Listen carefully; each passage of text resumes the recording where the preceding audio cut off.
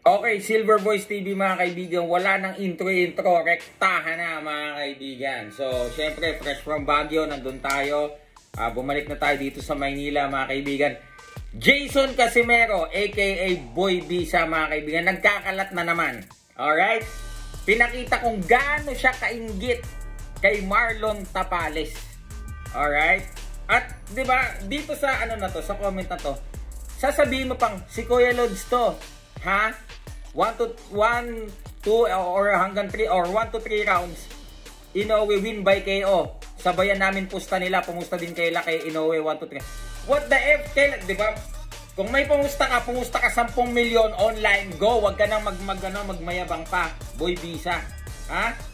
Pagka, bakit ganon? Bakit mo pinapakita ngayon ang tunay na kulay mo? Nung kalalabanan na ni Marlon Tapales, si Naoya Inoue, bitter ka na. Ha? Sasabihin pang si Kuya Lods to. Eh talaga namang sa'yo yung account na yan eh. Ha? Ano, bakit? Yung alter ego mo, nagpapanggap kang ikaw yung kapatid mo. Diba? Totoo namang ikaw yan eh. Ang channel ni Tata, yung Quadrolas TV Vlog, ito pong channel na yan, si Boy Bisa yan. Minsan, nagpapanggap siyang kapatid niya. Diba? He is acting like he is the champion, hindi, or the former champion, pero hindi po. Diba? Pati sa page, siya po yun. Nagpapanggap niyang siya yung kapatid niya. Ngayon, naalala ko lang, nung lalabanan ni Marlon Tapales si Akmadaliev, sabi nila, suporta basta Pilipino. Yan, basta Pilipino, suporta. Nung nanalo si Tapales kay Akmadaliev, sasabihin nila, ay, nanalo guys, pera-pera lang yan. Sinabihan pa ni Kangkong si Tapales na kulang sa suntok eh. Kulang sa suntok guys. Wow, galing sa'yo. Ngayon, na yung pinapangarap nila, yung laway na laway silang Naoya Inoue, ang tumupad ng pangarap nila ay si Marlon Tapales. Ngayon, bitter ang mga mokong. Bitter ang mga kangkong. They are wishing Marlon Tapales to be KO'd under 3 rounds. Sabi pa dito, ito, yung page na yan. Si Kuya Lods to, walang nagtatanong. Si Kuya Lods to ha. 1, 2, 3 rounds, Inoue win by KO. Sabayan namin pusta nila, pumusta din sila. 1, 2, 3 rounds, pusta nila.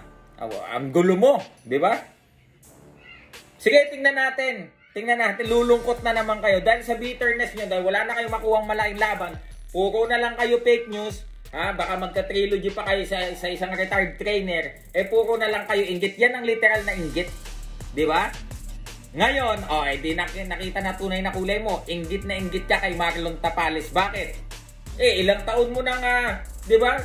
Ilang taon na kayo naglalaway kay Naoya Inoue. Di ba? Hanggang na-stepa na ng belt dahil mga nagkanya-kanya kayo, na nagsulo kayo. O ano ngayon? Mr. Honda Naoya Inoue, mismong promoter nyo. Nireal talk na kayo. Wala nang Inoue fight. Ngayon, ano na kayo? Wala nang dahilan para magpaka-plastic. Pinapakita nyo na ngayon kung gaano kayo kainggit kay Marlon Tapales. Di ba? Lalo ka na Boy Bisa. Kung sino pa yung nagpapanggap lang, siya pa yung di ba? Yan ang tandaan nyo mga kaibigan. Yan pong account na yan, pati sa Facebook, si Boy Bisa po yan, hindi yan yung boksingero. Pero sinong pinapahamak niya? Sinong sumasama ang imahe?